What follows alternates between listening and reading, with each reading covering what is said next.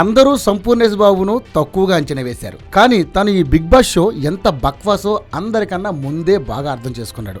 దీని అమ్మ జీవితం అనుకుని, ఒరే మీరు పంపిస్తారా, నన్ను తాళాలు బద్దలు కొట్టుకుని వెళ్ళిపోమంటారా అన్నట్టుగా తిరగబడ్డాడు. పిచ్చి పిచ్చిగా బిహేవ్ చేశాడు. అరేరే ఇదేమిటోయ్ నీ కాంట్రాక్టు కదా మాటేమిటి అని బిగ్ బాస్ అడిగితే, మీ తొక్కలో రూల్స్, నేను బయటకు పోతాను అంటూ ఎదురు తిరిగాడు. చేసేదేముంది, బిగ్ బాస్ నీ ఇష్టం వెళ్ళిపో అన్నాడు. దొరికిందిరా విముక్తి అనుకుని సంపు మరుక్షణం బయటపడిపోయాడు. కంగ్రాట్స్ సంపూర్ణేష్, ఆ మెంటల్ హాస్పిటల్ నుంచి బయటపడ్డందుకు కంగ్రాట్స్.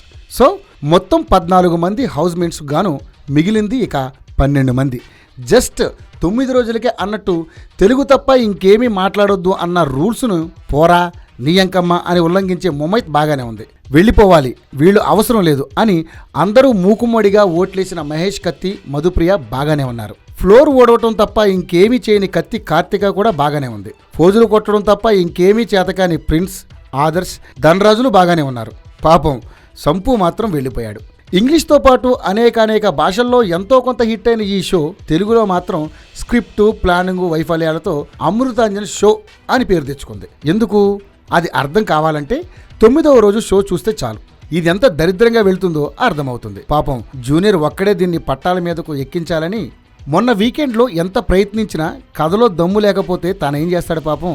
ఏదో వేటగాళ్ళు, తాళం, బందీలు, వేట, జంతువులు అనే ఓ పిచ్చి కాన్సెప్ట్ ప్రవేశపెట్టారు. చూస్తున్న వాళ్ళందరికీ అడవిలో తిరిగే ఆగమాగం బతికే అయిపోయింది.